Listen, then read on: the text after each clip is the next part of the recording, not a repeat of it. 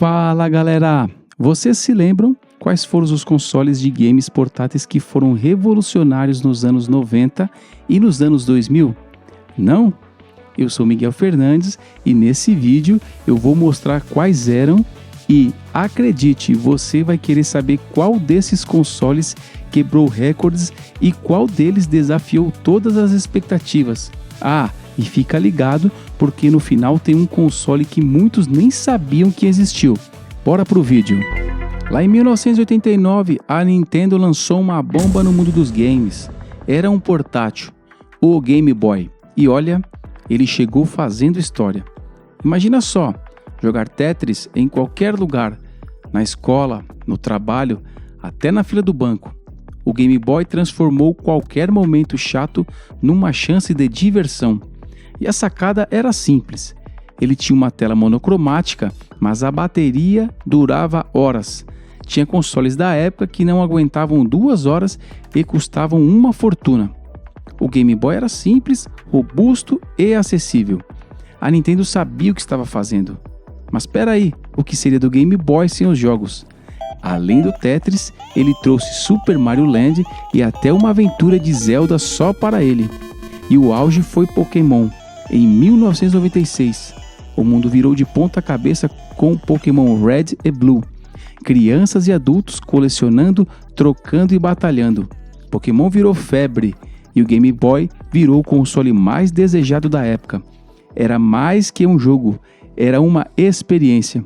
O Game Boy foi tão amado que a Nintendo lançou várias versões, Game Boy Pocket, Game Boy Color, e cada um trouxe algo novo, mas sem perder a essência.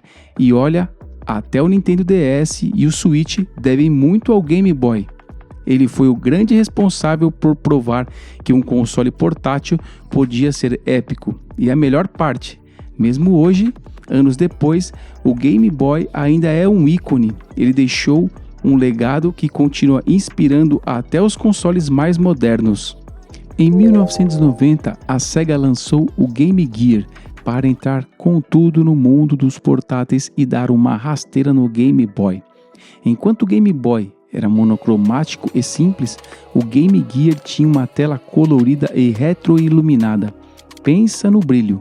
Era como ter um mini fliperama no bolso, quer dizer, se o bolso fosse muito grande, porque o Game Gear era um trambolho.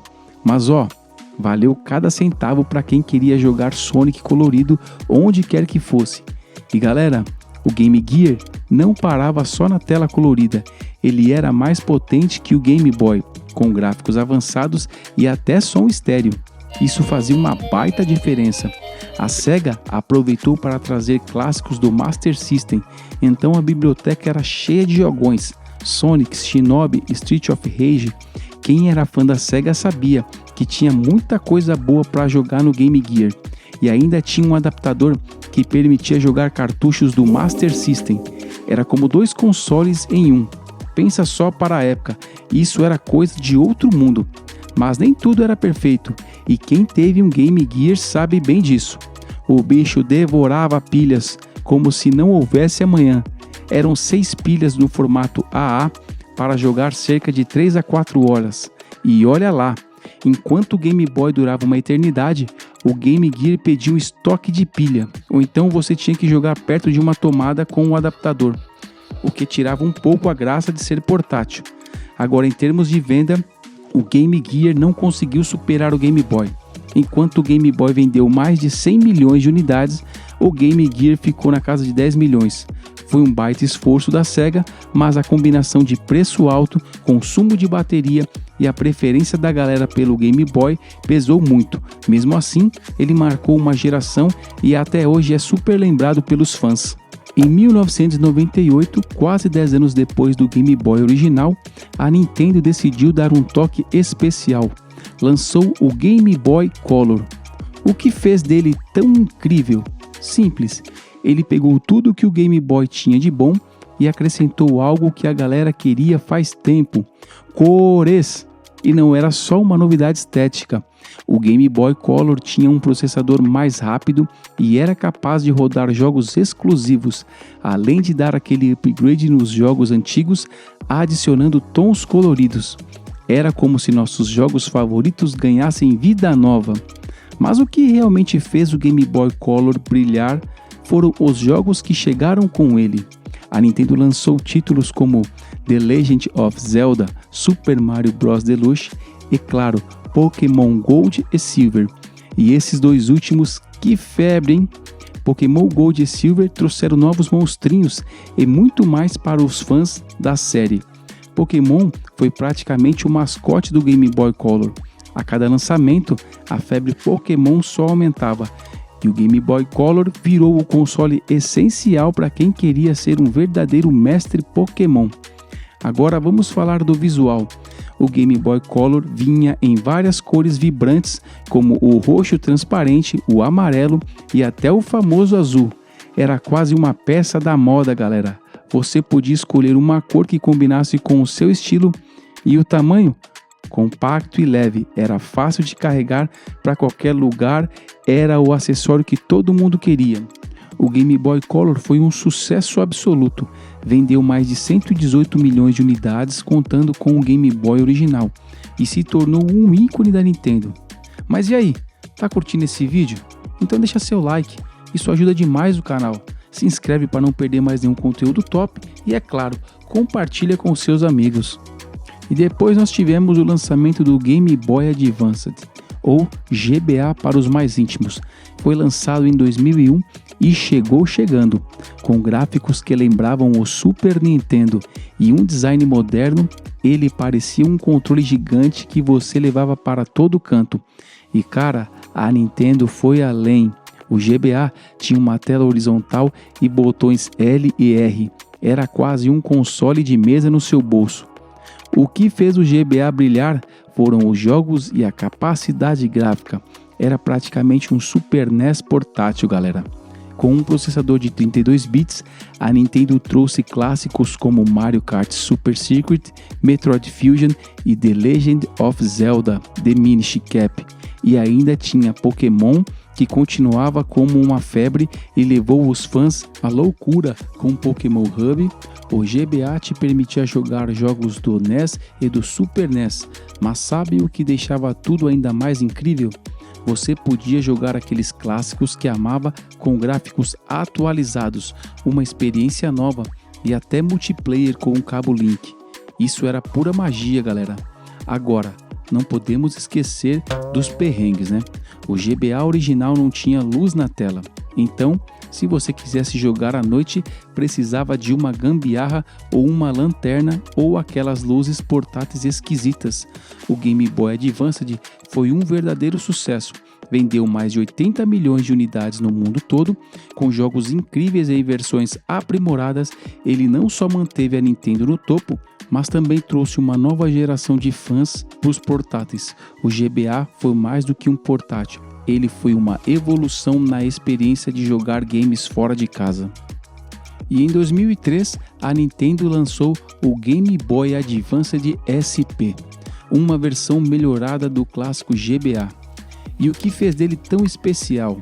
Primeiro, o design. Esqueça aquele formato retangular clássico. O GBA SP era dobrável, isso mesmo, estilo flip phone, e cabia em qualquer bolso. Era compacto, elegante e até dava para se sentir um agente secreto jogando na surdina, é isso mesmo.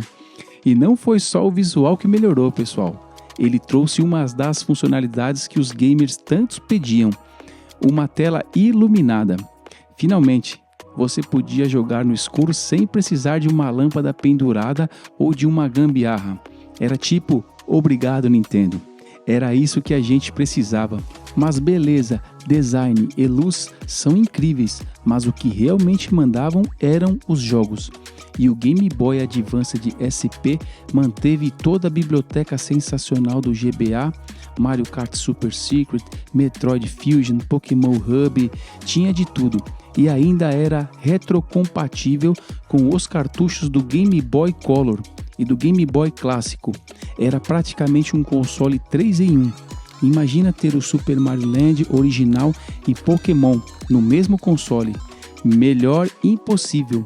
Essa retrocompatibilidade foi um dos grandes atrativos do GBA SP. Afinal, quem não queria uma máquina cheia de nostalgia e jogos novos ao mesmo tempo? E agora, a pergunta que não quer calar: por que o GBA SP fez sucesso? Fez e muito. Ele vendeu mais de 43 milhões de unidades pelo mundo. Foi um verdadeiro fenômeno e solidificou ainda mais a posição da Nintendo como rainha dos portáteis.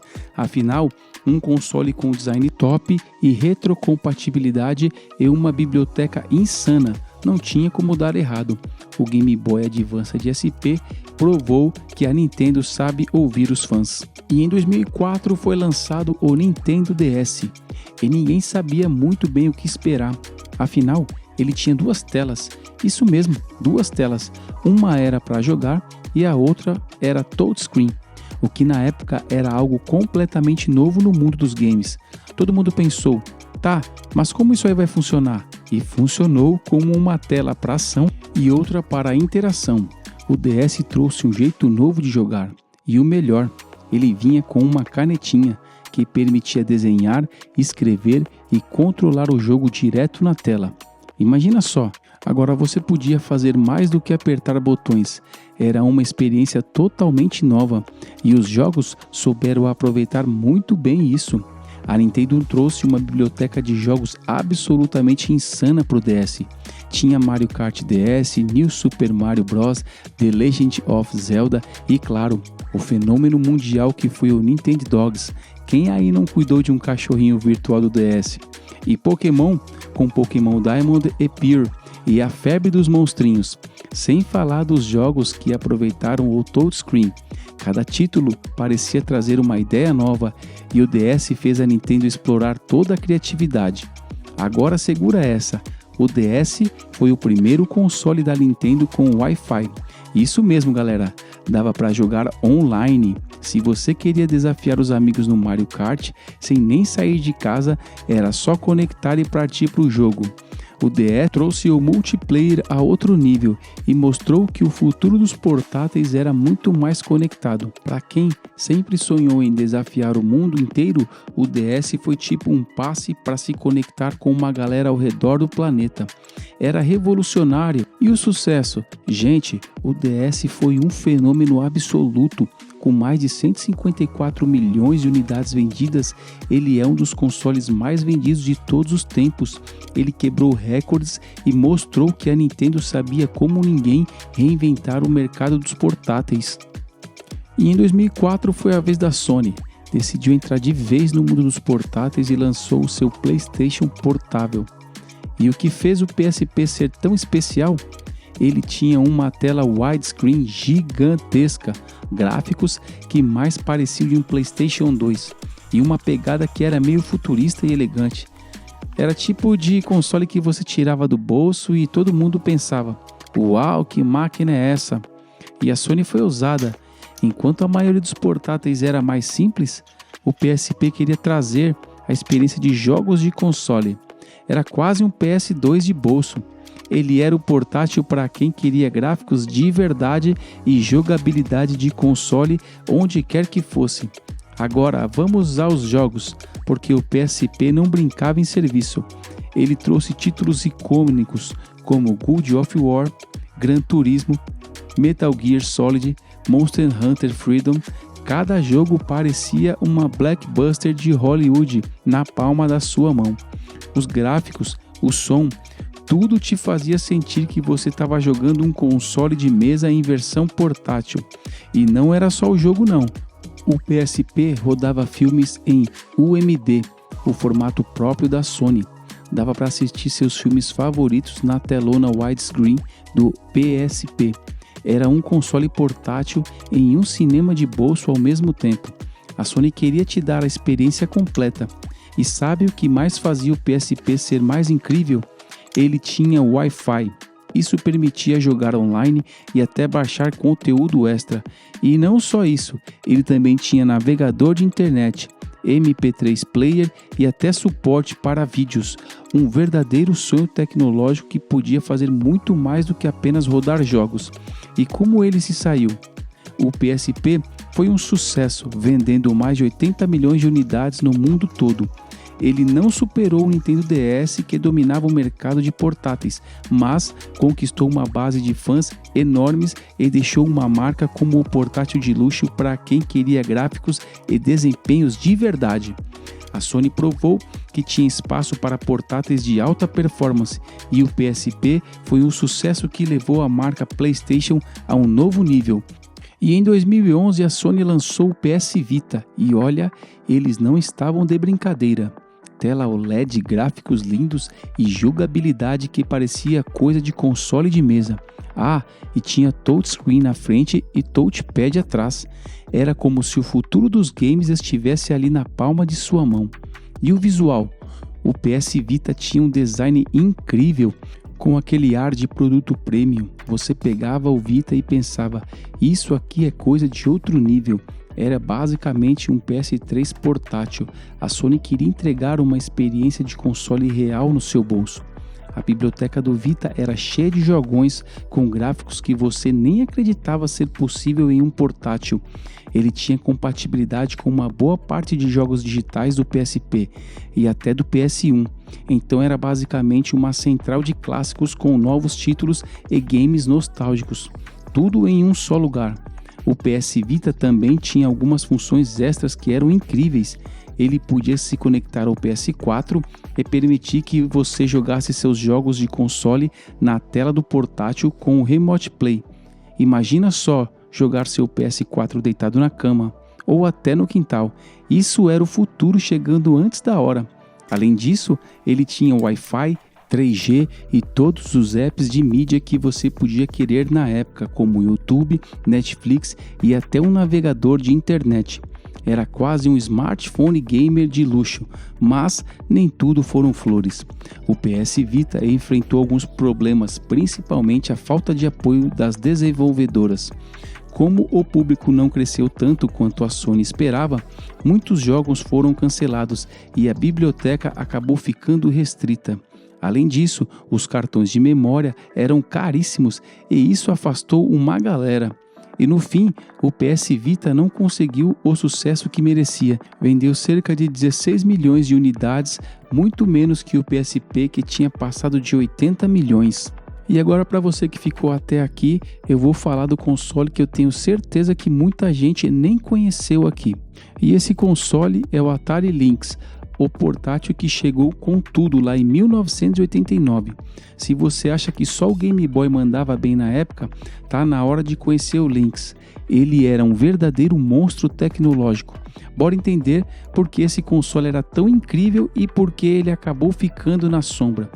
Imagina só um portátil com tela colorida e retroiluminação no mesmo ano do Game Boy, que ainda estava no preto e branco.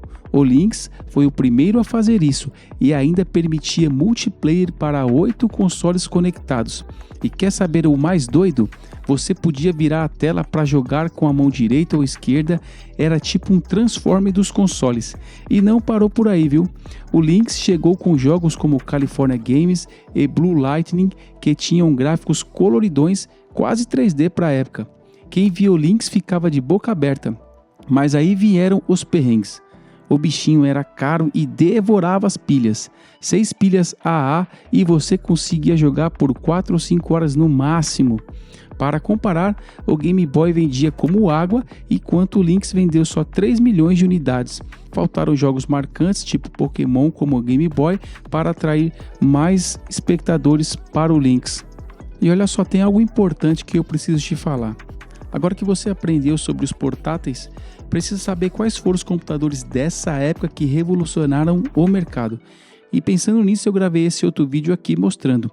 Se você curtiu esse vídeo, já dá aquela esmagalhada no like, se inscreve no canal, comenta qual desses consoles marcou a tua época. Até mais, pessoal!